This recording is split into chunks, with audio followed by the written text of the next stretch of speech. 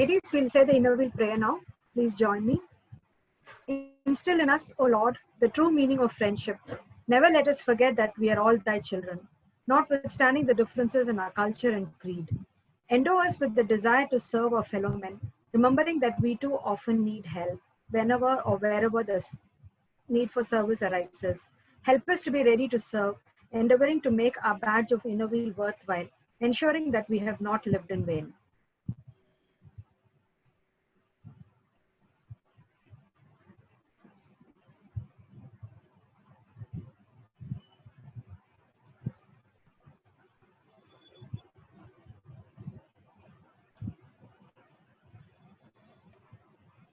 Sandy, you may take over now. Welcome and a good evening to each one of you. On behalf of the Inner Wheel Club of Madras Central, it gives me great pleasure to have you all with us on this commemorative celebration of the Madras Day. A special welcome to our guest speaker, Mr. V. Sriram. Sir, we are very pleased to have you speaking on the memorable Matriarchs of Madras. We are sure that your talk on these trailblazing ladies will be informative and interesting. Chennai, earlier called Madras, is one of the oldest cities in India, possessing a rich cultural heritage and a highly urbanized population. While the development in technology and industry has benefited in reaping the fruits of progress, sadly, the city has little to no appreciation for its rich heritage, especially in regard to the maintenance of its monuments, a standing example of our glorious past. A cultural smorgasbord of ancient temples, classical music and dance, to faceless concrete buildings and a thriving nightlife. The present need not obliterate the past, but learn, appreciate, and build on it. Only that will ensure that the unique characteristic of Madras, that is Chennai, a small effort in this direction, that is to know of our glorious past and the lives of the people who made Madras what it is today, is being made by us by learning of the exemplary. I didn't realize the bottom was that deep. And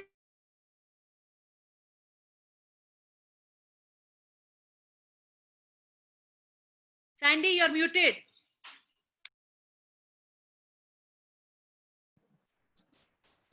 as a befitting tribute to upholding our cultural heritage, we at the Inner Wheel Club of Madras Central have chosen to honor two Karagatam artists from the folk dance community. Srimati Palani Ammal, a senior artist, has been dancing ever since she was 10 years old. Hailing from Madurai, she was a leading performer of her days. Palani Ammal on the screen.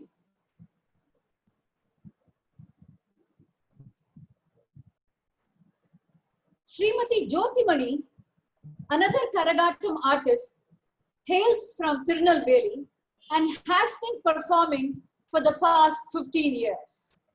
Mother to a special child, her income from her vocation was essential to run her household. Hoping our cash contribution will help them in some little way in tiding over these tough times. Finally, a run through the day's proceedings. Thank you, Binu. First, we have Srimati Usha Saraugi, District Chairman, Inner Wheel District 323, deliver her formal address, followed by past President Geeta Chandrasekharan to introduce our special guest speaker. Then, the much awaited talk by Mr. V. Sriram, followed by a question and answer session post his talk, and the vote of thanks by Vice President Kavita Ram.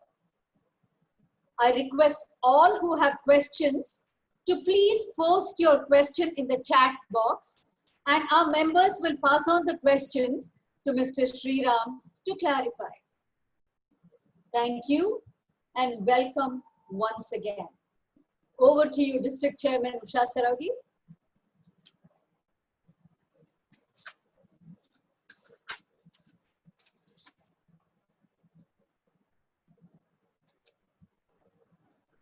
Usha, you're muted. Now I'm audible. Hello. Yes, you are audible. When I saw the beautiful created teaser of this event, I thought to myself, are there so many women from my city who made it to the passage of history? My hearty congratulations to my home club president Sandhya, past president Geeta, past president Kavita, PDC Radha Shankar Krishnan, and the member of Innerville Club of Madras Central for organizing this beautiful program. My dear colleagues in District EC, renowned speaker Mr. Sriram, dignitaries of District 323, past International Innerville President Kamla Ramkrishnan, past International Innerville Treasurer Argu Annamalai, PDCs, dear Hope Angel Presidents, and member of District 323, warm greeting to one and all. As I said, most of us are clueless about the women of Madras who 100 years ago lived a life of choice. They balanced tradition, opinion so they could sign in public, do outdoor research, run magazine, make movies, or even pass progressive laws. Apart from enriching their own life, they laid a path of all of us today to empower ourselves and do what we choose to do. Today, Mr. Sriram, the renowned historian, will retell the stories of Madras legend with picture and songs and clippings. It's a very wonderful program. This we wanted to do through district. Then I told my club people, please you do this program. And very gracefully, Sandy and member of Madras Central accepted. Thank you very much for organizing such a wonderful program. Thank you for giving me this opportunity to share my thought with all today. Over to you, Geeta.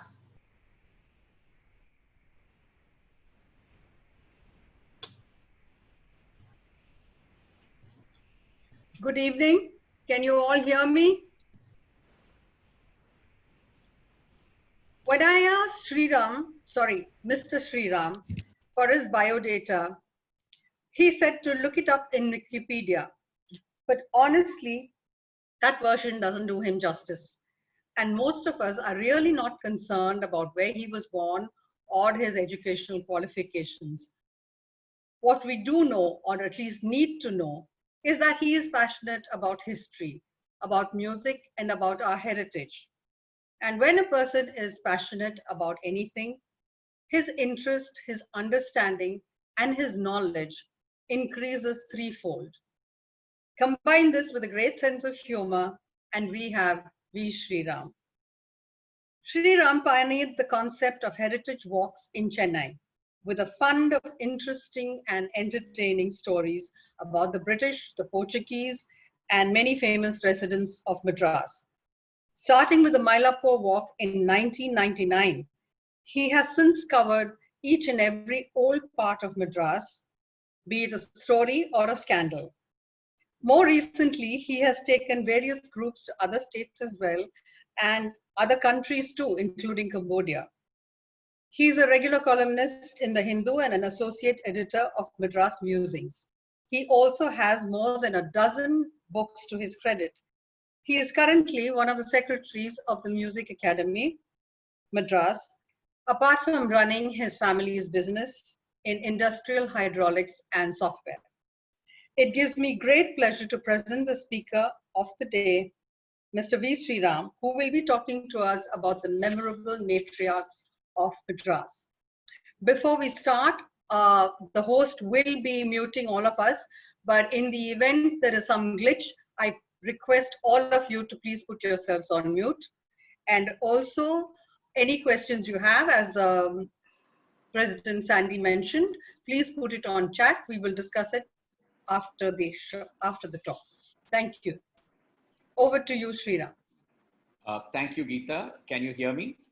Yes. Good. I'll share my screen and I'll open the presentation.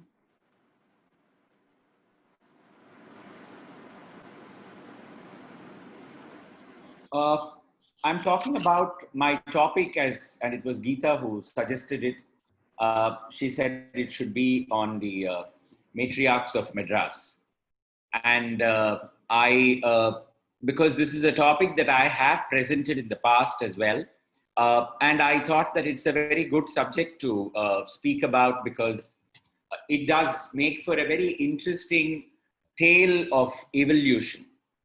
Today, for instance, in the inner wheel, when I was looking at your presentation on all that you have done, it came across as a group of women who have their freedom to choose their careers, their lifestyles, their friends, their projects, their acts of charity, their decision on where to travel, everything. So there is a lot of freedom that, there is a significant degree of freedom. I will not say that there is all the freedom that women can get because, in my opinion, women don't have all the freedom that they ought to have. And I would say that there is a significant amount of freedom that is available to women in your station of life and in your station of society. But 150 years ago, that was not the case. If you had come to Madras 150 years ago, it would have been unthinkable for a set of women to get together, form a group like the Inner Wheel, host an event, above all horrors, invite a male speaker to come and present. None of this would have happened. Your husbands would have decided everything, including the fact that you don't need to become the member of such a club where women are getting together.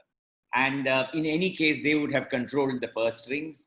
Their mothers, very often I always say that women are the greatest enemies of women. So their mothers, the husband's mothers would have controlled everything, including, if you can believe it, the conjugal arrangements in the household.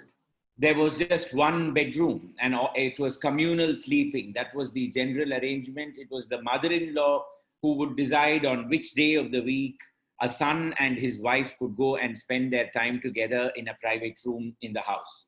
And it was also therefore in the power of the mother-in-law to withhold that right. And from then, we have come a very, very long way today. 150 years is not really a very long period of time if you look at the world history. But I always find it very, very strange that 50% of the human population's history is not documented at all. You just take a look at Indian history, you will see there is, of course, Andal, and then we will talk about Mirabai, and then all the powerful queens of the great emperors will be mentioned by name. We probably know a little more than usual about people like Noor Jahan or Mumtaz Mahal. That's it. Beyond that, the sketchiest of details. Just look at our history books, even in the ones that are written for school children. The women, and just make a count of the number of women characters who appear in these history books, and you will find that they are probably 10% of the entire book. It is entirely dominated by male history. And it is always dominated by stupid stories like, he planted trees, he built rest houses, he dug wells, then he fought this battle and that battle. Most insufferable details. Whereas all the interesting facets was probably what was happening inside the palace or in the houses of the ministers, in the lives of the women who were leading everyday, who were doing all the everyday tasks that was required to keep society running. So none of their stories is really documented. And it is quite amazing that it's only in the last 150 years or so that we have a significant set of women, and our city is no exception to that. So I'll now be sharing my screen and I'll put up the presentation. Just tell me if you can see the presentation, Geeta. Some women of Madras, yeah, you can see that. Okay, I'm going to put it on slideshow and I will start with that. I have put together a very eclectic set of women and it is not a comprehensive set either. At the end of this presentation, some of you may stand up and say, hey, you left out this one, you left out that one, why is this one not there? This is just a representative sample. And while I was putting together this presentation, I kept in mind that each one of these women whom I'm going to talk to you about represented one battle for freedom or the other, some kind of freedom. And I have also put that down as a footnote under every one of their names so that you can see how your life today is impacted by a decision that one of these ladies took in her time and fought against established patriarchy, established systems, and came up trumps at the end of the day. None of them led easy lives. All of them had exceedingly difficult lives. They had insurmountable challenges, all of which they overcame in order to be what they are.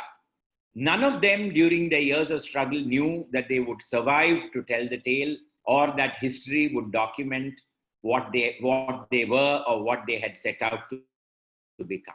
Many more must have died on the way. We have no idea about them. These are a representative set. This is a representative set of women. And you will have to take it that a presentation like this really doesn't have a clear-cut beginning, nor does it have a clear-cut end. There are people continuously getting added to the list of contributors. So let me take you through and start with a woman who never came to Madras, but who significantly impacted the city of Madras. And that was Florence Nightingale. Florence Nightingale, you all know of her, the lady with the lamp who during the Crimean War went and at great personal risk organized the nursing for the British soldiers, came back, remained an invalid for a very, very long period of her life, and was a celebrity in every way because she really defines modern nursing. But as far as Madras is concerned, Florence Nightingale is to be remembered for something else. Once she came back from the war on the Russian front, Miss Nightingale became very, very particular about hygiene and the fact that while Britain may have been a conquering force and while it was introducing a lot of developments in various parts of the world, it was not paying sufficient attention to hygiene factors in most cities. And in India particularly, she recognized that Madras had no drainages. It was all open drain at that point of time. People would come, people would dump. It's not changed all that much, I must say, even today. But we do have underground drainages today. We don't see where the sewage goes from our houses, from the toilets, from the kitchens, from the baths. But before Miss Nightingale intervened decisively in our city, it was all open. For instance, in Georgetown, where you have the road called Broadway today, gutter for Georgetown. All the sewage would come and collect there, and because Chennai is not a city with too much of gravity, the water would rarely flow. It would remain open, stinking, and water everything to this. Much of it would evaporate as well in the meantime. So this is how the entire drainage system of Madras was. And Miss Nightingale from 1850 or so begins fighting for getting Madras city covered drainages. Nobody at that time was interested in this city. Everybody, for them, Calcutta was the showpiece because it was the second largest city of the British Empire. Bombay was yet another city that was of great importance because it controlled all the businesses, including the cotton trade. Nobody was interested in Madras. The imperial government in Calcutta was not ready to spend money on getting Madras covered drainages. And Miss Nightingale never gave up. Every viceroy who came to India, every governor of Madras who came would have to go and pay his respects to Miss Nightingale before he departed from London. And she would give him a lecture on how Madras had to get its drainages. Letters would be written right through the 5-year tenure of the governor and the viceroy asking them whether they did anything for Madras. And if they didn't, they would be castigated in no uncertain terms. Miss Nightingale was quite a dragon in her own right. Finally, they got R.S. Ellis, who was the chief engineer of Madras, to go to London and spend a month with Miss Nightingale. He stayed in her house as her guest.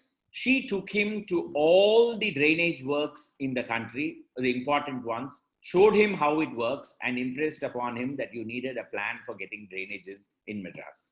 It was in 1875 that they finally decided that they needed to get covered drains in the city. And that was because the governor of Madras died of typhoid. And when he died, Lord Hobart, when he died, they discovered that it had happened because of the infected open drains that were running around Government House on Mount Road. And then they began working on the drainages, and it took 20 years for the drains to get covered and to be done. And Miss Nightingale kept watch. She lived very long, as you can see. She lived up to the age of 90. And she kept watch and kept noting very sarcastically about how and then she wrote, "At once is obviously designed in Hindu terms, because, you know, our eras and things like that, and how, you know, in the world of Brahma, 1,000 years or 1,000,000 years is one day or some such thing." So she said that clearly at once is defined very much in Hindu terms. So it was thanks to Florence Nightingale that drainage water got separated from potable water. Remember that historically it has always been the woman's duty to get water for the house. The man has never done it, which is why you have all these romantic songs written about women carrying pots on their head and swaying and going to the river and collecting water, and then Krishna throws a stone and breaks the pot. If Krishna had collected water once, he would have never broken a single pot in his life.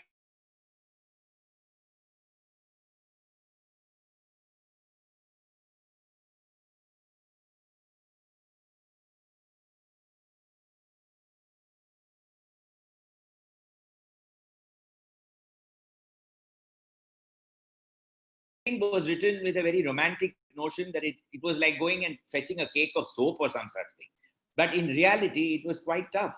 And invariably, they brought back contaminated water because it was all mixed to the drains in Madras, which is why the death rate was very high. It was thanks to her that finally the drain got separated from the clean water, whatever extent it was clean water.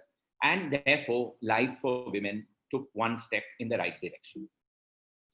We then proceed to the next. Mary Darcombe Sharley, who came to Madras sometime in the 1870s, having married a lawyer called William Sharley. Mary was a product of London. She had studied there and came here. Her husband was a lawyer. He was also a Freemason in Madras. And every night he would come home with legal books and legal cases. And Mary, because she was very curious about what was happening, would read many of those cases. And she began to discover that an extraordinary number of Indian women died very early. And she began to investigate and found that childbirth was the greatest cause of death. Invariably, the women, there were no doctors to attend to women in any case. Only the British doctors were there at that point of time. They were all men. Indian women never went to a male doctor, and they would have never gone to a British doctor unless they belonged to a very, very emancipated family. All deliveries were done at home under the watchful eye of mother or mother-in-law or sister-in-law or aunt. And sometimes a midwife would be called in to officiate during the labor. If things were normal, everything went fine. But if there was the slightest complication, the most dispensable person in the house died, which was the woman giving birth. Nobody was really bothered about her dying because the husband would marry again in any case. And he could marry again, and he could marry again, and he could marry again. There was no problem. Men had married 4 times, 5 times, 6 times. They had had children from every one of those women. Dying from childbirth was the most common cause of women passing away. And secondly, ill-trained midwives cleaning the afterbirth and leaving behind contaminants which would cause septicemia to come in and the woman to die. So this was yet another cause. And so Mary decides that she has to become a doctor. She goes to the Madras Medical School, which is the Madras Medical College today, and enrolls and tries to enroll, and is shooed away by the superintendent of the Madras Medical School, saying that women can become nurses. Remember, Florence Nightingale has made it possible for women to become nurses.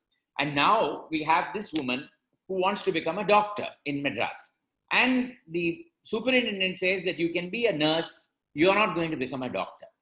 But then, there is a big, her husband is a lawyer, so they keep representing. Finally, the superintendent says, you can come, you can follow me through all the wards, but don't expect me to teach you anything. So Mary Darcombe Charley follows the superintendent during his daily rounds, studies, finally becomes a licentiate of medical practice, LMP, and then sets up practice as a lady doctor in Madras, and finds that she is busy every day from 5 in the morning till 12 midnight, because there are so many women who begin to come to her for treatment because they suddenly find that there is someone of their own sex to whom they can talk to, with whom they can exchange confidences, and who they realize understands their problems in various ways. So Mary then goes back to London, studies further, goes and does her training in Vienna, and is coming back to Madras when Queen Victoria gets to know about her and calls her for a personal meeting and asks her what exactly she would like to have as a reward. And Mary says, I would like to set up a hospital in Madras for women. And so the governor's wife, Mrs. Grant Duff, and Mary work together and set up what is known as the Royal Victoria Caste and Gosha Hospital, which is today the Kasturba Gandhi Memorial Hospital in Tiruvallikeni. Even today, the locals will refer to it as Gosha Hospital only. So it is Mary who sets up this hospital, works here for a few years, then goes back to England and lives a very long life once again, lives right almost up to the Second World War, and remains a very respected doctor in England for a very long period of time. We now come to the freedom of expression, and that begins with a girl called Kripabhai Satyanathan, who also, ironically, was a student of the Madras Medical College, but just for 1 year. Kripabhai was a Maharashtrian by birth, and her parents had converted to Christianity. And Kripabhai herself was brought up by, her father died very early, and the missionaries took over her education. From them, she got to know about the wonders of medical science and decided that she would qualify in medicine. She obtained a scholarship to go to England, but then she was falling ill, and that illness is what would finally claim her life at the age of 32. But Kripabhai then decides not to go to England, but the Madras Medical College gives her a scholarship, and she comes to Madras and stays in the family, with a Christian family in Chindadripet. The Reverend Satyanathan is the head of that family, and she falls in love with his son Samuel, and they get married. Kripabhai studies medicine for 1 year, and then her health is breaking down. And in the meantime, her husband has obtained a job for himself teaching in a school in Ooty. And so the two of them depart for Ooty and they stay on over there, which is where she blossoms into a writer. And she is really the first South Indian woman to write in English and get her works published. There are 2 works. One is called Saguna, the life of a native Indian Christian, and the other one is Kamala, the life of a Hindu. Both these books were written by her and they were serialized. Her husband then gets transferred to Rajahmundry, which, as you know, is a place where the daytime temperatures can be very high in summer, and Kripabhai's health once again breaks down. They then move to Kumbakonam, where she finally, her health really, is beyond repair, and then she passes away at the age of 32. Even today in the Zion Church in Chindadripet, you have a beautiful monument to Kripabhai Satyanathan, and sometime once this COVID ends, you should go and visit that place to pay your respects to this pioneering woman writer. Sorry. Now we looked at a woman who wrote, and now let's look at an illiterate woman who enabled women's education. That was Chellamal Gramini. I'm sure this is not a name that is familiar to most people. Chellamal Gramini was born into a very ordinary family of Madras city, was married to Vadamalai Gramini, who was a very well-to-do man, but of a very saintly temperament, who was beyond worldly attachments. And Chellamal and Vadamalai Gramini marry, and then she leads a life as a devout housewife, cannot read or write. Now, when Vadamalai Gramini dies very early, Chellamal is left with a huge amount of real estate and a lot of money.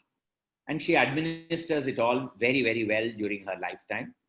When the time comes for her to pass away, she places the entire real estate and the money at the disposal of the Pachayappa's Trust. The Pachayappa's Trust is the one that runs the Pachayappa's set of institutions including the Pachepas College and everything. That is a different story. I can't be going into that here. But Chellamal, who was personally illiterate, gives the money on the condition that a college for women should be started. That is how Chellamal College begins in Madras city. It is in her name. This woman But see, that whatever that Inner Wheel Club, heritage talk. We continue with the presentation. Huh? We now come to a very unusual character, Lady Willingdon, who was wife of the governor of Madras during the 1920s. You want to listen to this? Or? Sunta, you want to listen to it or what? I'll take a break for a few minutes while they settle their Mobile back. lying down. It's from my mobile. Oh, okay.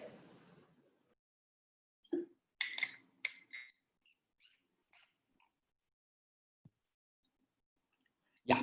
So can we continue now? So Lady Willingdon was the wife of the governor of Madras, Lord Willingdon, in the years immediately between the immediately after the First World War, 1919 or so.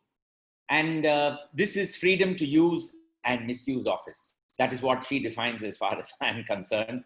Lady Willingdon, there was a lot of good to Lady Willingdon. There was a lot of evil to Lady Willingdon as well. The first is, she was the daughter of an British aristocrat. Husband was Mr. Freeman Thomas when he married her. And then he becomes Mr. Freeman Thomas, the Freeman and the Thomas now having a hyphen. And therefore, and she manages to push him to an extent. He's an excellent sportsman. So he begins to play tennis with King George V. Now, when you play tennis with the monarch, all your dreams come true in one way or the other. So finally, he becomes the governor of Bombay during the First World War, when he is Baron Willingdon of Ratton.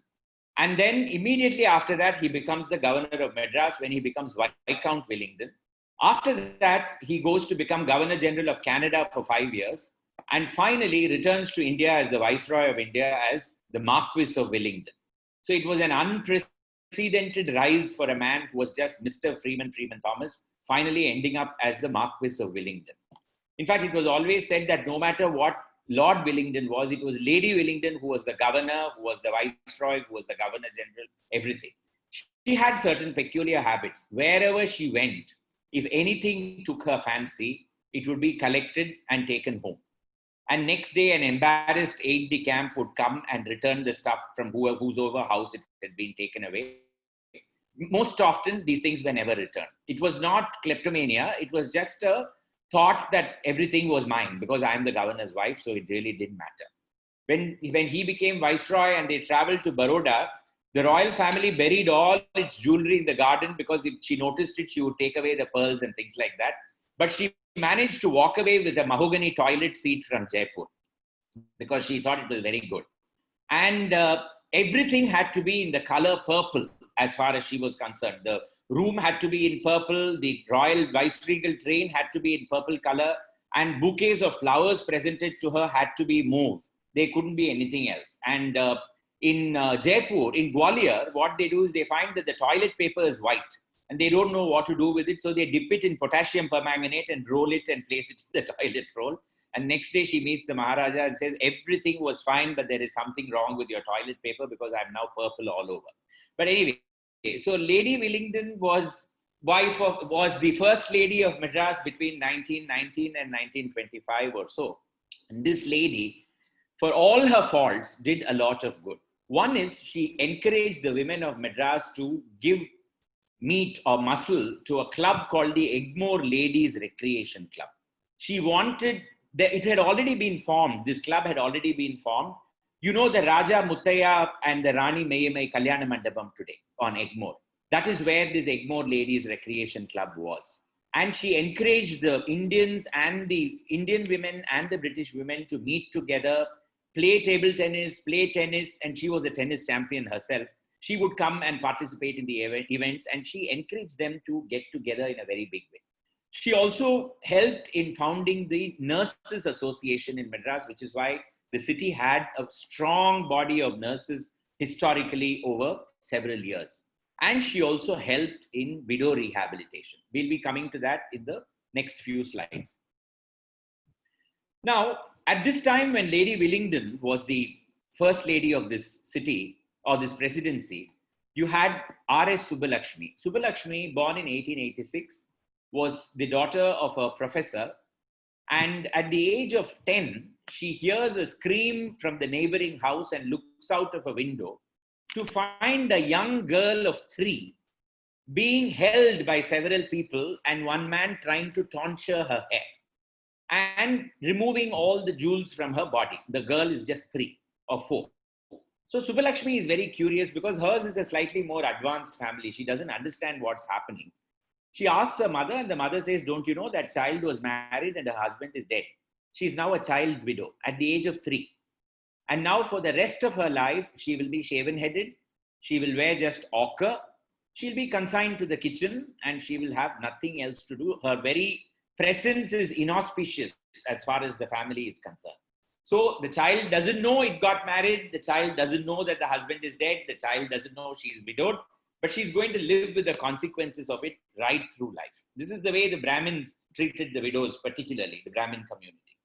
And Subbalakshmi always held that fear in her mind that she too will become a widow one day like this. And sure enough, it happened. She was married, and by the age of 11 or 12 or 14, I think, I'm not very sure about that, her husband dies of typhoid. Her father tells her that I'm not going to shave your head. On the other hand, you're going to be educated. So she continues with school. She then joins the Presidency Teachers College in Egmore, finally goes to the Presidency College. Every day in the morning, she will leave her house before sunrise, holding an umbrella and shielding her face in the rickshaw, because people would line the streets and shout abuse at her because she was a widow who was going to get educated.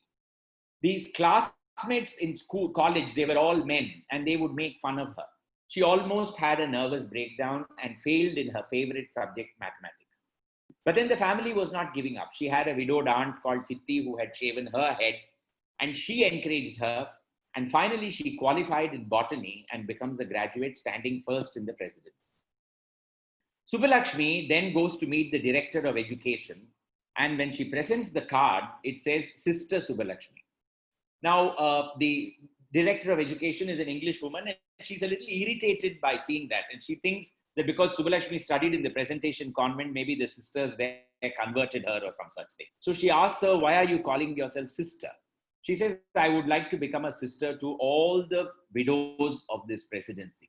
And I would like to set up a facility where they can come, they can live with me, and they can realize that they've got a different life that they can lead. So it is Sister Subbalakshmi who then sets up the first widows' home. It's for Brahmins initially, that is how it starts. Later, of course, the movement spreads to all other communities, but Sister herself dedicated the house to just Brahmin women. They moved to Triplicane eventually, where they set up base in the ice house.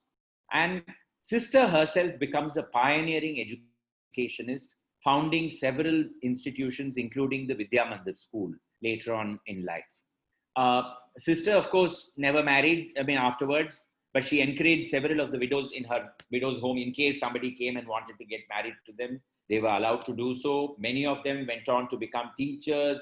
Many of them went on to other professions, and she encouraged them. So that really marks the beginning of women realizing that widowhood is not the end of life. One very interesting connect between Mary Darcombe Charlib and Sister Subbalakshmi is that one night in 1886, a woman is in the throes of labor, and it's a very difficult labor. The child is not coming out. Finally, they call Mary Darcombe Charlib to come and help. Mary arrives, and for the first time in her life, she uses a pair of forceps to extricate the child. And she uses it with such force that a couple of dents form on the child's skull, and the child is going to carry those dents for the rest of her life, which is why you find that Sister Subbalakshmi, you can see her hair combed right down over here because there were 2 dents inside. Mary Darcombe Charlib delivered Sister Subbalakshmi. If Mary had not been there, can you believe that, Sister would have probably never been delivered? Her mother would have probably died during childbirth. It's one of those very, very interesting connects that happen in history, which makes history so fascinating. We come to Dr. Muthulakshmi Reddy. So one was the problem of the Brahmin woman who could have her head shaved, women of all upper castes who would be consigned to the backyard once they became widowed. There were also the Devadasis. It started off as a great system in the ancient times. When women were dedicated to temples, they were considered married to the deity. They were the custodians of the art. They were the only women who were free women, in the sense they could choose a worldly partner, but they were never married to the worldly partner. They would have children who would all take the names of the mother. They would not have the name of the father. Wealth passed from mother to daughter. The male was never an important person in the Devadasi system. But as kingdoms became weak, the temple income from the temples began to falter. And let's face it, not all the women from the Devadasi community were equally talented in music and dance. There were just a small percentage that was talented. Many of them finally became, had to dedicate themselves to selling themselves and making money. So, but the practice of dedicating women from the Devadasi community to temples continued right till 1927. If you were born into the Devadasi community as a girl, you had no choice. You were dedicated to the temple. You were forced into learning dance and music. If you were very good, just fantastic. But if you were not good, you didn't have much of a life to look forward to at the end of the day. And it was the temple priest or the temple manager or the dharmakarta or the zamindar of the local village who became your patron, the father of your children. And he had no responsibility towards taking care of those children. It was the woman who had to take care of them. Muthulakshmi Reddy was born of one such Devadasi. Her mother was Chandramma, a Dasi in Pudukota. Her father was a Brahmin, but the father was a different kind of a man. He wanted Muthulakshmi to get educated. And so she was admitted to the Raja's College in Pudukota. The citizens of Pudukota protested, saying that their sons would be corrupted by the presence of a Devadasi child in the same school. The Raja of Pudukota had to enact a legislation to allow for Muthulakshmi to study over there. Having done that, Muthulakshmi then comes to Madras, joins the Madras Medical College, becomes the first woman MBBS, goes back to practice in Pudukota. The mother is very anxious because the daughter has not got married. Daughter says, I will only marry someone who comes down, lives in Pudukota, accepts my conditions and gets married to me. And lo and behold, there is one such man, Dr. Sundara Reddy, who comes to Pudukottai, gets married to her, sets up practice in Pudukottai, and then gradually convinces her, telling her that this is not your canvas. You are meant for something much bigger. Come to Madras city. So Muthulakshmi comes to Madras city, is nominated to the Madras Legislative Council, becomes the first woman legislator of the Madras Legislative Council, is elected the deputy speaker of the Madras Legislative Council, then introduces the anti-Devadasi bill, demanding the banning of the North system and the prevention of dedication of women to temples, because she says it is nothing but prostitution in another name. Now, that is a long fight into which I will not go into, but it was entirely due to her personality that the Devadasi system was finally outlawed. Not in a very positive way. There were many negatives also in the way it happened, but it did happen, and women were free in that community to do what they wanted to. Later, of course, Dr. Muthulakshmi Reddy would set up the Cancer Institute, which we all know about, the Women's Indian Association and the Cancer Institute. At the same time, there was a counter. If Muthulakshmi Reddy was for the banning of the Devadasi system, Bengaluru Nagaratnama was for the continuation of the Devadasi system. She was an exceedingly successful Devadasi who argued saying that women should have the right to continue as Devadasis. There is nothing wrong with it. It is part of ancient Sanatana Dharma, and just as it is the duty of a housewife to be chaste, it is the duty of a Devadasi to not know what is chastity. In ancient Sanskrit, there is a statement, that Salajja Kanika Nashta Alajja Cha Kulangana. That is, a wife without shame is as much a disaster as a courtesan with shame. And so Nagaratnama says it is our dharma to not know what is shame. And therefore, sexual freedom is what we have always professed in our community and in our profession. And we demand every right to continue the way we were. Of course, her voice was not going to be heard. But Nagaratnama pulls out a book written 200 years prior to her, the only erotic work ever written by a woman, which looks at sex from the woman's point of view, and she publishes it. It's called Radhika Santwanamu, and in 1910, the book is banned by the British government on grounds of obscenity, because it says that, and she argues, she says, when men have written far more erotic works, you have made them textbooks for the Madras Presidency College. But when a woman writes a book like this, it becomes obscene. Of course, her voice is not heard. The book is banned. It's finally only printed again in 1948. But that was Bengaluru Nagaratnama. If Nagaratnama was all for the continuation of the Devadasi system, Moovalur Ramamritam Ammal, who was from the Devadasis clan, said that this was evil personified. And so she fought for the outright ban of the Devadasi system. She was a close associate of Muthulakshmi Reddy, later becomes a supporter of Periyar E.V. Ramaswamy Nayakar, fights for the, the removal of caste tyranny, upper caste tyranny. Goes from city to city, town to town, speaking to people of the lower communities, saying that they need to assert their rights. Becomes an atheist, becomes a rationalist, and fights for women's rights and for the rights of the communities that had always been downtrodden. All this is fine. If you're a Devadasi, your profession was to sing, your profession was to dance. If an upper caste woman had talent to sing or to dance, she could never, ever practice it. Not even in the house, in the presence of elders. Women who could sing or who could, who had a talent for dancing, perhaps they could do it in the bathroom, or perhaps they could do it in the innermost recesses of the kitchen. But if they ever made bold to sing in public, a father-in-law or mother-in-law would come and say, what is this? Since when has the shame of this house been sold, the honor of this household been sold, that you have finally decided to sing and make a spectacle of yourself in public? It was C. Saraswati Bai in 1910 or so, being a Brahmin woman, decides to take to Harikatha, the art of telling stories and getting onto stage. The entire community is incensed, and they meet up with her accompanying artists and they tell them that if you accompany her, we will never give you a chance again to accompany any one of us. That marks the end of your profession. And they tell them that you have to undergo ritual purification because of the sin that you have done of accompanying this woman in performing Harikatha. In their view, women were subject to menstrual cycles, and so they were impure and they could not tell the story of the Lord. This was the logic that they, propounded. But Saraswati and her mother Rangamal were not going to give up, and they continue nevertheless.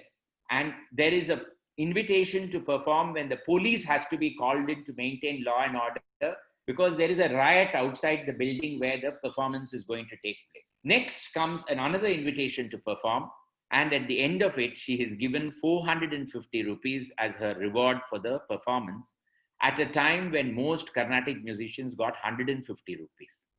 Saraswati was earning 3 times anybody else, and that marks the beginning of non-Devadasi women taking to performing arts and getting onto stage and being able to, give vent to their creativity and to be able to become satisfied people in terms of music, in terms of dance, in terms of acting, in terms of many other creative pursuits. You have Annie Besant. Annie Besant, of course, by the time she comes to Madras, she has already fought most of the battles of her life, in the sense that she has advocated contraception, much to the anger of her husband and most of the members of the British, Parliament and other members of British society.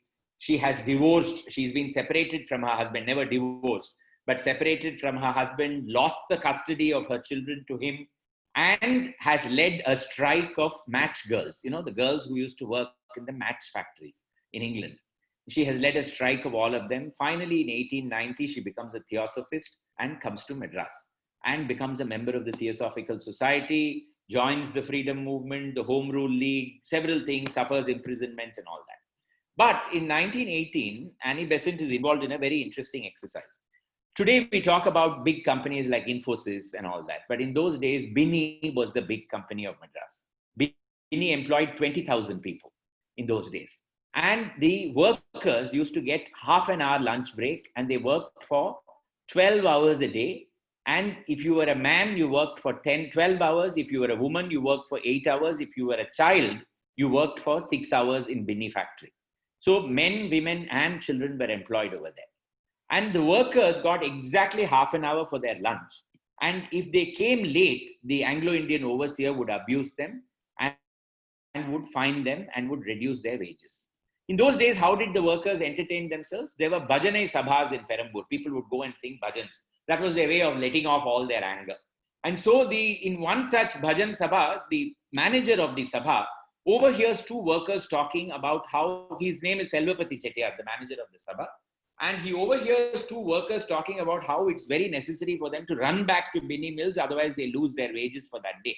He then goes up and meets with two members of the Theosophical Society, B.P. Wadia and Annie Besant, and they encourage the formation of the first labor union in the whole country. In 1919, you have the Madras Labor Union formed. Prior to that, workers had no rights anywhere in India. They had tried to strike, but they had been beaten each time. It's the establishment of the Madras Labor Union that really changes the fate of workers in the entire country, and Annie Besant was responsible for that. We come to Ambu Jamal. Ambu Jamal, a great freedom fighter, but the granddaughter of a top-ranking lawyer called Bhashim Iyengar, the daughter of a bigger lawyer called Sriman Srinivasa Iyengar. There is a street named after her father in Alvarpet, and the next street is named after her, Ambu Jamal Street. So Sriman Srinivasa Iyengar Street, Ambu Jamal Street. Two streets are named after father and daughter. Father lived in a house, a very small house, 150 grounds. Each ground is 2,400 square feet, so you can get an idea of the size of the compound of the house. This was on Luschurch Road, and the father, daughter, and brother and everybody lived there. Father was a man of phenomenal short temper, Advocate General of the government of Madras. Everybody would be, terrified of meeting up with father. But Ambuja, what happens when you're the only daughter of such a well-to-do man? You don't get a groom of your choice. Father selected the most improbable candidate, a most orthodox family living in a one-room tenement in Kumbakonam, Desikachari. He's married off to Ambu Jamal, and he comes to live in this 150 ground house with jackals howling in the distance in Luschurch Road, trees swaying in the darkness, most frightening spectacle. He promptly has a nervous breakdown and goes mad. Ambu Jamal thereafter, apart from producing a child from him, has no relationship with her husband. Very depressed, doesn't know what to do. Then Mahatma Gandhi arrives in Madras in the 1920s, encourages everybody to join the freedom struggle. Ambu Jamal enters the freedom struggle along with an aunt of hers called Janamal. Two of them want to go to prison. It's their greatest ambition in life to go to jail, because Gandhi has told us that we have to go to jail. And so they go and picket all the liquor shops. They go and shout slogans outside, all the foreign shops on Mount Road and NSC Bose Road and all that, China Bazaar Road. Everybody else is arrested except them. They are very puzzled. Then they go and ask Sriman Srinivasa Iyengar, are you behind the reason why the police escort us safely home every day? He says, yes, I have long ago submitted a statement to the government that my daughter is insane and therefore she cannot be arrested. You cannot arrest a mad person, right? So they go on a hunger strike. Ambu Jamal and Janamal go on a hunger strike and say, Gandhi has taught us civil disobedience. We will not eat till you allow us to go to jail. So finally, after 3 days of not eating, Sriman Srinivasa Iyengar says, okay, do whatever you feel like. So they go, they picket, they are arrested and sent to Vellore prison. They come back, and after that, they become ardent champions of freedom struggle. They fight for freedom. Finally, when Mahatma Gandhi dies, Ambu Jamal starts what is known as the Srinivasa Gandhi Nilayam in Alvarpet. It is named after her biological father and her spiritual father. Srinivasa after her father, and Gandhi, who was her spiritual father. And in front of the Srinivasa Gandhi Nilayam, there is a Tulasi Madam. There is a Tulasi growing in it. In the mud, deep inside, is a small copper urn which you cannot see. That contains a small bit of Mahatma Gandhi's ashes. It's the only, when Gandhi was cremated, all she wants is a small portion of Gandhi's ashes. She puts it in that urn and buries it in that Tulsi pot. And that Tulsi is growing there even today. So that was Ambu Jamal's dedication, freedom for a nation. That is what she fought for. Similar, close friend of Ambu Jamal was Vaimu Kodai Nayaki. who ran a very famous magazine called Jagan Mohini. Kodai Nayaki was illiterate till the age of 11, but she had such a talent for telling stories that her mother-in-law said, Kodai, it is not enough to tell stories, you should learn how to write stories. So the family educated Kodai. So a great mother-in-law here, very supportive mother-in-law, very supportive husband, and she learns how to read and write, and then she begins to write her stories. Husband then buys a magazine that has made a loss and is up for sale. It's called Jagan Mohini. Kodai Nayaki becomes the first woman publisher of India. It becomes a very popular magazine. She becomes a freedom fighter as well.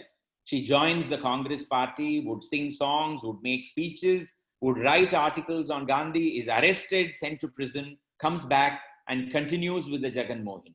Also becomes the chairman of the Madras Censor Board after independence. And after giving the censor certificate to various films, would go and watch them in the theater to make sure that it is the censored version that is running over there and not the pre-censored version. So such a capable woman was Kodai Nayaki Ammal, a great writer, a great personality. Close associate of these two was Ammu Swaminathan, who defined freedom to live on life on her own terms. Born to a Nair family in Kerala, father dies very early. His close friend is a top-ranking barrister of Madras, S Swaminathan, who is 20 years senior to Ammu. He comes down to Kerala on getting to know that his friend is dead and offers to marry one of the daughters of the family. The only one available is Ammu, who is a tomboy and is a teenager.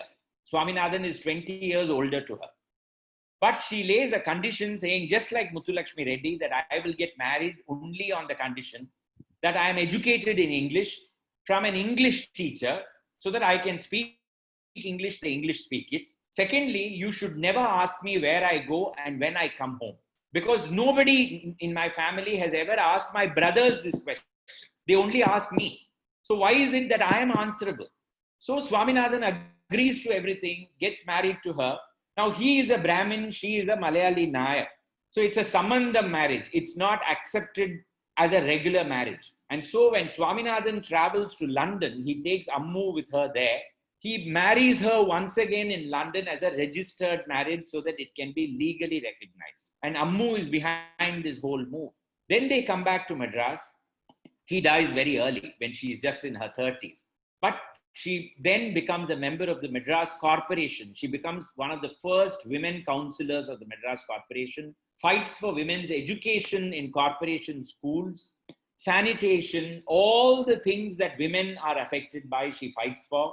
Then joins the Congress party, fights for freedom, goes to prison, where on a particular occasion, when an upper caste woman in prison addressed one of the prison workers as a Shudrachi, that is, a woman belonging to the Shudra community, Ammu went and said, did you call me?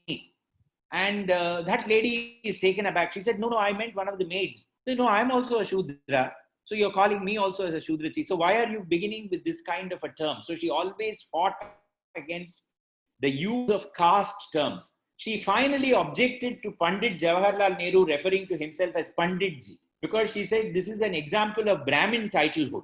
Why are you giving yourself a title? Why don't you just refer to yourself as Mr. Jawaharlal Nehru?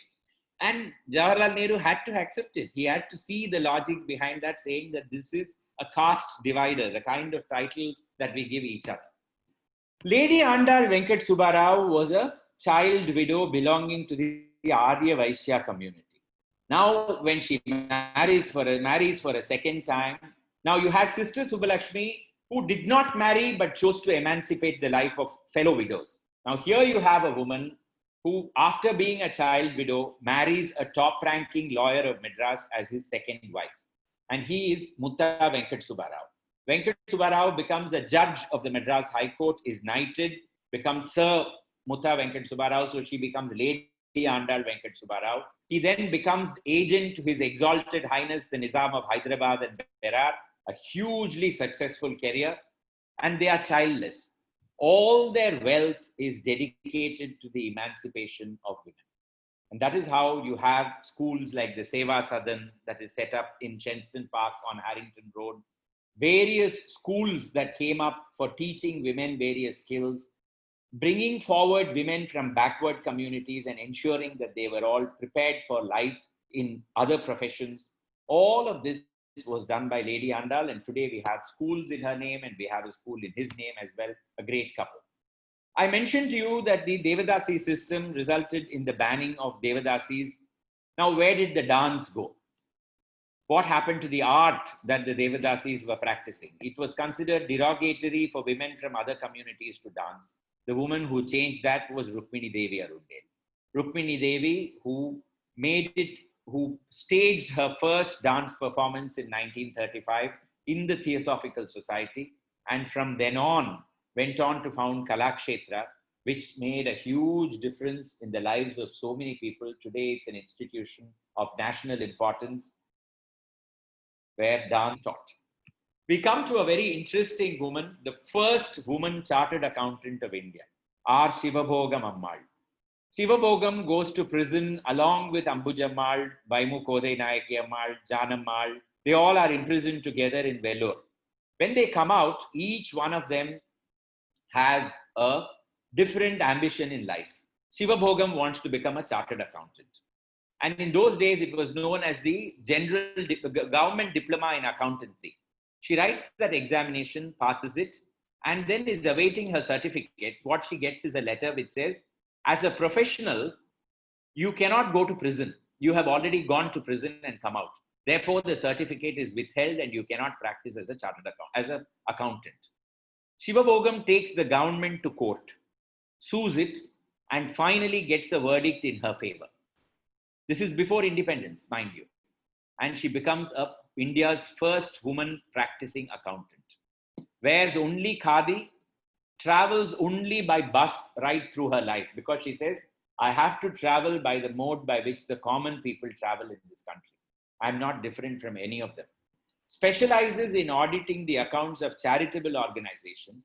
And even today, there is a Shivabhogam medal awarded to women chartered accountants in the southern chapter of the Chartered Accountants Institute of India. It always gives me a great thrill that my wife is one of the winners of that particular medal. Somehow it brings Shivabhogam Ammal very close to me. We have Sundaramba, who I'm coming towards the end of my presentation, the last few slides. So Geeta, don't get worried that I'm going to overshoot my time. We have KB Sundarambal, who begins life. The mother wants to drown the children in the river because there is no money. So mother takes all the children to the river. Sundarambal is very young, but keeps asking her mother, where are we going? Where are we going? Mother says, I have come into my finances. I don't know what to do. I'm going to drown all of you, and I'm also going to jump into the river. Sundaramba holds her mother and says, don't do it. At the age of 8, we will do something. Let's not jump into the river. And so she is so talented in singing in Kodumudi, which is near Karur, that somebody notices the fact that she is very talented. Then a performance is arranged. Finally, she becomes a theatre artist, becomes a drama performer, finally runs a drama troupe entirely comprising women, becomes one of the most successful theatre artists of her time, marries S.G. Kittappa, who was the great theatre hero, suffers marriage with him because he was a regular wife beater and an alcoholic. Even though he was a very talented man, it cannot be denied that he had these negative aspects to him. Separates from him, yet when he dies, settles all his debts and considers herself a widow thereafter. She had become an active member of the Congress party, and when Kittappa dies, she withdraws from the world of theatre and public performances. You know who gets her back? Mahatma Gandhi. He goes all the way to her house in Kodumudi, meets her, and tells her that the nation needs you. It's all right that you're going to wear white and ashes for the rest of your life. That's your choice. But you cannot give up on your talents because something bigger is needed for you, is there for you. So she comes back to Madras, lives on Murray's Gate Road, resumes her theatre career, resumes her Congress career, resumes her singing career, becomes a gramophone artist. In 1933 or 34 is invited to play the role of a man in a movie called Nandanar. Demands a fee of 1 lakh for that. Is accepted. In 1933, 1 lakh was big money. Becomes a very well-to-do woman thereafter. But always acted in plays and films where she would only wear white and sacred ashes all over herself.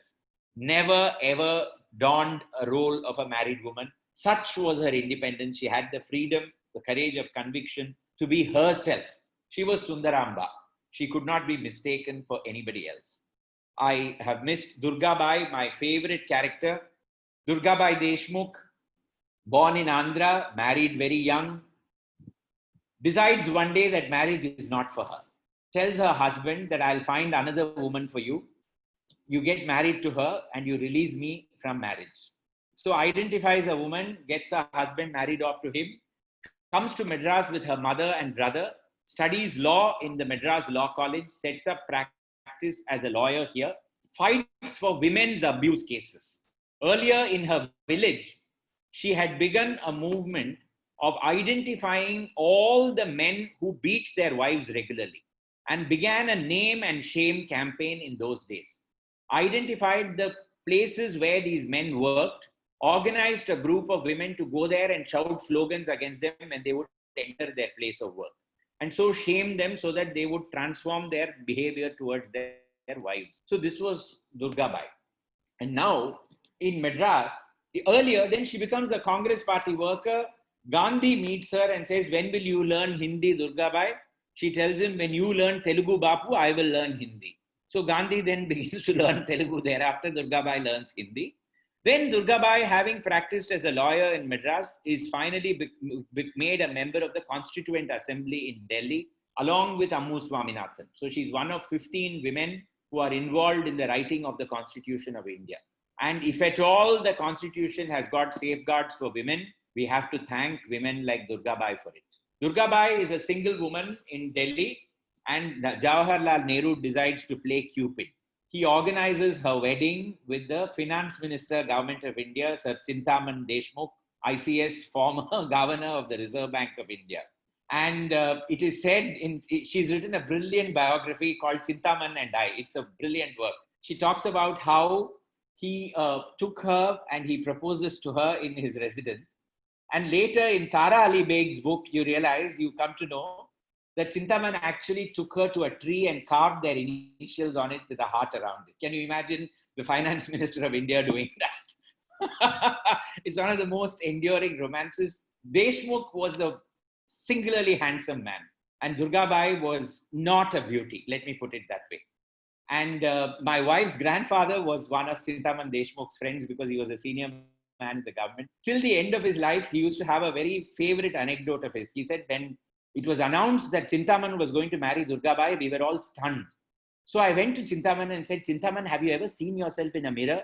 Have you ever seen Durgabhai? Have you ever seen Durgabhai? How can this happen? And I believe Deshmukh told Sharda's grandfather that you must realize, Mr. Narayan Swamy, that it is in the eye of the beholder. And Nehru has told me that I should get married to her, and I'm going to do that. And that is how they get married. They remain a singularly happy couple for the rest of their lives. She continuing her work in social service. She's the founder of the Andhra Mahila Sabha, which remains here in Chennai as a great institution. We have Mary Clubwala, who, like Durgabhai Desh Mukh, dedicated her entire life to social service. Mary was so well-to-do. The Clubwala family owned so many properties in Madras. There was so much of rental income. She could have spent her life doing nothing. But she begins the guild of, she becomes a member of the Guild of Service and starts off orphanages, schools for special children, schools for women. The Madras School of Social Work is really her brainchild. All of this is Mary Clubwala Jadav's work. And when the wars were fought, various wars that India has been through, she organized so much of relief and so much of funds for the army welfare that General Cariappa called her the darling of the Indian Army. A personal friend of most prime ministers of India during her time, she just had to do this and they would come to inaugurate whatever project she wanted to. Such was her clout in Madras city and such was her impact. Today, the Madras School of Social Work and the Guild of Service remain eternal tributes to this lady. We have T.P. Rajalakshmi, who came from drama and went on to become the first heroine of Tamil cinema, the first woman director in Tamil cinema, and that is why we commemorate her. My last slide is Dr. Suniti Solomon. As I said, there is no particular order in which I wanted to put together this presentation, but I could not complete this presentation without bringing Dr. Suniti in. Dr. Suniti is the woman who taught us to recognize that homosexuality and AIDS are very much present in India. We have this very sanctimonious attitude in Indian society that we get children through the grace of God and not through any other activity of our own. What? No sex, sir. We are Indians. That's our general attitude. And we are so holy and pure that when in America AIDS became prevalent, we were very complacent. No chance of such things happening in India. That is meant for gays and all those immoral people. We are not that. And surely this can never happen to us. It was Dr. Suniti who challenged that thought and went about testing sex workers, homosexuals, and promiscuous people, and proved that HIV was very much prevalent in India. Without her intervention, we would have been living in a fool's paradise. And it is she who really begins the march towards liberation of every kind. Today, if the Article 370 is abrogated, if there is freedom in this country to whatever limited extent there is, it is people like Dr. Suniti who established that there is a certain freedom of choice that has to be made as far as, your partner in life is concerned, or your sexual activity is concerned, your choice of sexual activity is concerned. There's nothing wrong with it. It is just the protection that is needed appropriately, just as we are taught to wear masks, and most people now wear it around their mouths and not on their nose. If Dr. Suniti had been here, I'm sure she would have begun a campaign for that as well. So a wonderful set of remarkable women. When I sit back sometimes and I look at the lives of these ladies, and I look at several great ladies even now who are living with us, living among us. Maybe someday I must do a presentation on that as well. I feel that life has been made more interesting only by these courageous women.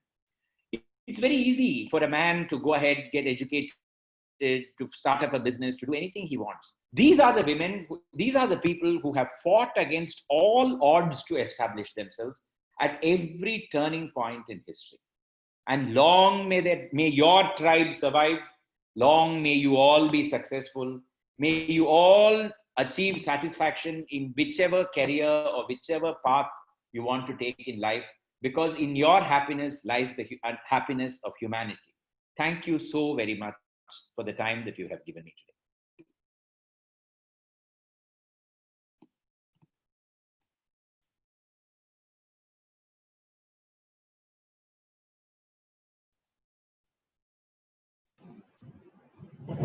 Thank you, Mr. Sriram. You looks like you left us all completely awestruck and dumbstruck. I have very few questions here. I mean, you gave us such a detailed presentation, we didn't have any room for doubts, but then there are still some of us who have a few doubts. So one of the questions is, you did tell us about Florence Nightingale's interest in Madras.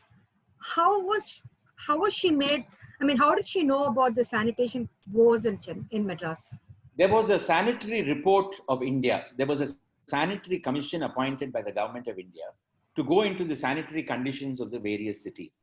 And Miss Nightingale was one of the people to whom the report was sent, because she was concerned with every aspect of well-being, welfare, health, hygiene. She was a kind of an authority in that. That is how she got to know about it, and she was horrified when she read what she saw in that, when she read what was there in the report. Thank you, sir. One more question was, what happened to the boys of the Devadasi community? It's a very long story. The thing is that the boys were the unwanted child. Unlike in general society where the girl was the unwanted child, the boy was the unwanted child as far as the Devadasi community was concerned, because he represented a break in the continuity of the tradition and also in property. It meant that the Devadasi would have to adopt a girl child to continue her practice thereafter if she did not have girl children. So the boys would invariably be trained to become Nagaswaram players or drummers, Tawil artists. Very often that failed. And because it is not an easy instrument to master, and very few people would be talented enough and persevering enough to continue in that line. most of them went on to become, agents for the women, so to speak, to put it like that, put it very simply. And they lived off the wealth of the sisters and the mothers. The tragedy was when they got married, their children could not continue. They could not inherit the Devadasi wealth, the property. It had to go in the line of the daughter, that way. That's the way it would go. So when Muthulakshmi Reddy finally legislated, the men were all for the abolition of the system because they thought that whatever was owned by their sisters and mothers by virtue of their being performing artists would come to them and would be in their control. In reality, nothing came. The temples just took back everything that they had given the women and threw the women on the streets. So everybody lost in that battle. That is how that Devadasi battle ended. So the another question was, you told us about Ammu Swaminathan. Is Ammu her given name? I don't know. I must find. It's a good question. I must find out. I will check this out with a few people whom I know from that family, and I'll get back to you on that. It's a very interesting question. But she was always known as Mrs. Ammu Swaminathan. Thank you, sir. And one more question, kind of a naughty question. Is there any profession where women haven't excelled? I don't know. I'm sure women have excelled in everything. I have always believed that you give a woman a task and you will find that she executes it far better than the men. I'm totally convinced on this. And I'm not saying this because you are a set of ladies to whom I'm speaking today. I have repeated this in N number of forums. I have repeated it in my office. I have said it. I believe in it totally because I think they bring a certain singularity of purpose. They are very focused on what they do because they don't have the luxury of time. My friend Sanjay Subramaniam, the vocalist, used to always say in Carnatic music, you have this skill called Ashtavadhanam, Shatavadhanam and all that. That is at the same time, an artist will try to do 8 different things. They will be distracting him. Somebody will throw something at him.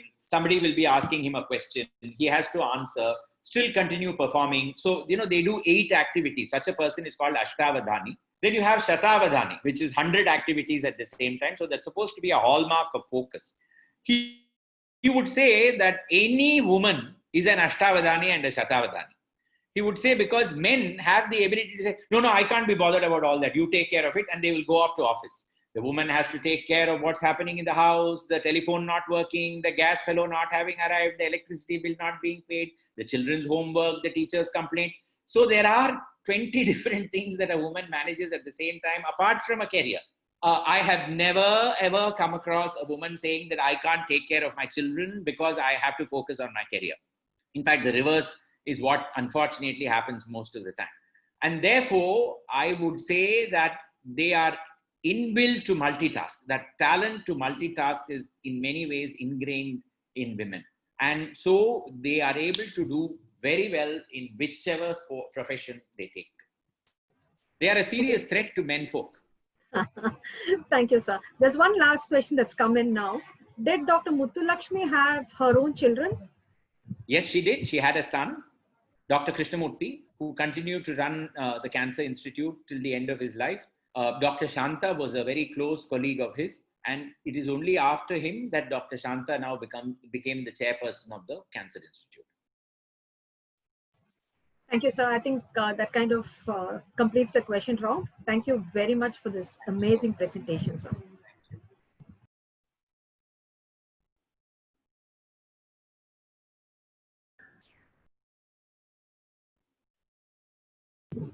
So we'll have our Vice President Kavita delivering the vote of thanks.